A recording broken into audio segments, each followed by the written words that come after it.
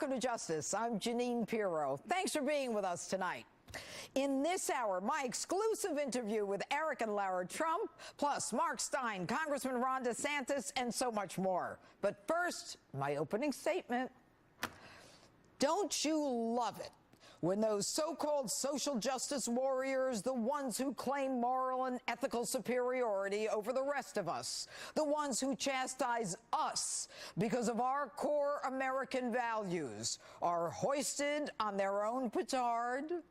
This week, a real blockbuster as the curtain goes up on those Trump-hating, Soros-loving, socialist, condescending Hollywood glitterati for their silence, acceptance, and cover-up of one of their own, serial super-sexual predator Harvey Weinstein. Weinstein, once a famous, now infamous movie maker, accused of at least 3 rapes and continuing sexual assault and harassment of dozens of young women on 2 continents, silencing those around him with his ability to intimidate victims, pressure business associates, and buy powerful Democrats. Gee, another intersection of crime, money, power, and the Democrat Party. Weinstein gave hundreds of thousands of dollars to the Democrat Party, nonstop donations to Hillary Clinton, hundreds of thousands of dollars to that Clinton foundations, and reports of almost $1.5 million to the Clintons. And Hillary, the woman who created her own war room to destroy the women who accused her husband Bill of rape and sexual assault, hides for 5 days before saying she's shocked. Think of it, Hillary. Were you elected president, you could have done for your friend Harvey what your husband Bill did for his friend, that Palm Beach billionaire, convicted serial pedophile predator Jeffrey Epstein, by getting the Department of Justice, the feds, to intercede. Take those child rape cases from the Florida DA, where Epstein was facing hard time, to federal Easy Street, where he quickly got home monitoring. It could be you said nothing for 5 days because your experience with pedophiles goes deep, like when you laughed about and destroyed a 12-year-old innocent girl who was raped by 2 adult men so severely that she was in a coma for days, leaving her barren and unable to have children. Hillary, 'twasn't misogyny that killed the beast, 'twas karma. And Hillary, you actually say this in another country as if we're not going to hear it. We have someone admitting to being a sexual assaulter in the Oval Office. There has to be a recognition that we must stand against this kind of, action that is so sexist and misogynistic. Hillary, the only sexual assaulter I know of in the Oval Office is your husband, the one who left his stain on a blue dress of a young intern in the White House. Are you still schizo? You know, Hillary, now that I think of it, both you and Harvey are a lot alike. Both of you addicted to a drug. Both of you love power, money, and domination. Weinstein wants to dominate Hollywood, and you want to dominate Washington. Weinstein didn't stop with you, though, also delivering $700,000 to that font of moral superiority, Barack Obama, who also took days to condemn Hollywood's open secret. Funny, none of them knew. Really, Barack. You had the FBI at your fingertips. Did you have them a little too busy going after conservatives and covering up Hillary's email scandal, too busy with politics to find a predator in their midst? And Michelle, you condemn women because we didn't listen to our inner voices and vote for your girlfriend Hillary. Where was your inner voice on the day your daughter got a job with Harvey? And Meryl Streep, another paragon of virtue, says she didn't know. And while she preaches to us at the Golden Globes about our president.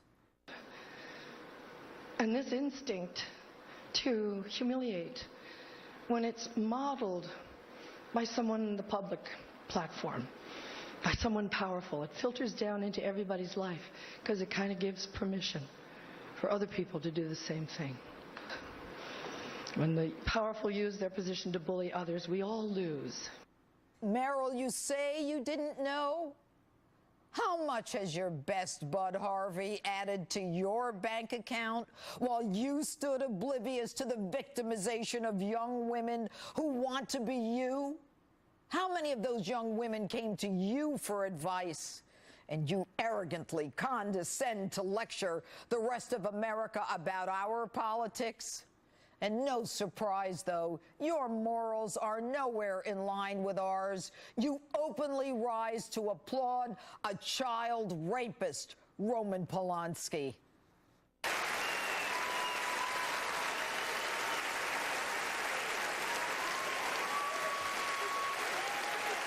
The Academy congratulates Roman Polanski. And then there's tough guy Robert De Niro. I thought he was a good fella until I heard him talk about our president. He's a punk, he's a dog, he's a pig, he's a con, a bullshit artist, a mutt, thinks he's gaming society. Well, I'd like to punch him in the face. You don't like Donald Trump and his politics? You call him every name in the book while you're steeped knee-deep in the dirty money of Harvey Weinstein and his cash? Bob, how many of his movies have lined your bank account? You're the punk, Bob. You're the pig. You're the thug. And maybe you're just taking your roles a bit too seriously. Look at me. Never rat on your friends, and always keep your mouth shut. Hey, Bob. You talking to me? You talking to me? You talking to me? Yeah, I'm talking to you. You're the punk. You disgust me. Folks, Hollywood's been steeped in hypocrisy for decades. As the curtain goes up on the casting couch, a.k.a. the casting bed, the town that glorifies violence, murder, and rape is the same town where centuries-old rules of women sleeping for a job is kept quiet. Actors, the ones who need to read other people's words for a living and then convince themselves that they have the moral turpitude to pontificate to the rest of us on how we should act, try to tell us how to be. And by the way, it's not over yet, folks. There's more coming. It's not just adult women. It's human trafficking. It's child sex trafficking. It's real pedophilia in a town where there are no rules, where the truth is stranger than fiction, and where fiction is based on reality. It is time for the Department of Justice to get their act in gear, start a federal criminal investigation into Harvey Weinstein, his ongoing criminal activity that no doubt has crossed state lines and continents. And that's my open. Tell me what you think on my Facebook, Twitter, Instagram, hashtag Judge Jeanine. All right. Joining me now to talk about all of this and more is author and columnist Mark Steyn. You know, Mark, I got to tell you, that's what I did for 30 years. I hate it when they use power and they victimize innocent victims. And this guy did it for all to see, and none of those phonies who pretend to tell us how we act as though we are inferior to them knew about it. When you've got 4 guys on the Weinstein board who resigned 4 out of 9 in days, you know there's more coming. What do you think, Mark? And I think that's the real issue here, Judge. This guy is an evil man, a monster, and his evil goes back to the dawn of the 1980s, the beginning of his career. I think that's the earliest claim by a woman to be attacked by him is 1981 or 82. But what's at issue is the fact that he was protected by all these glamorous Hollywood figures who now claim to know nothing about him. His own company priced in the value of an assaulted woman by saying that he'd have to pay a fine of 250 grand. That's in the contract. That's what that woman's body is worth to the Weinstein board that drew that up. And you said, the only thing I disagree with in your opening statement is you said 3 rape claims. I believe it's now up to 5. 20 minutes ago, I read of a British actress, Lisette Anthony, who's just told Scotland Yard she was raped by Weinstein. Yeah. You said 2 continents. I think it's actually 3. There's a model in New Zealand. He did this everywhere. He did it at the Sundance Film Festival. He did it at Cannes. He did it at Toronto.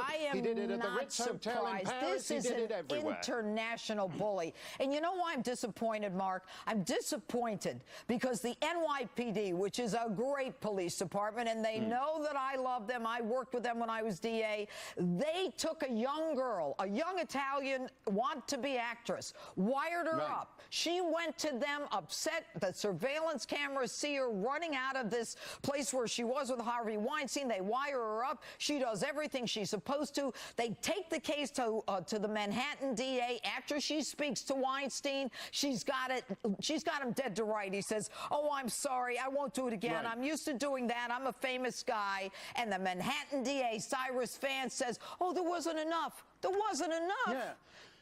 And I'm sorry about this, Judge, but I do think that is that's Banana Republic political corruption. This woman, this Italian woman, was twice traumatized. Yeah. The first time was when Weinstein attacked her and touched her breast, as she said. So she goes to the police and they wire her, so she has to go back and meet with him and do it all again. And then some dirty, stinking, rotten, corrupt prosecutor, having put her through that, won't actually take the case any further.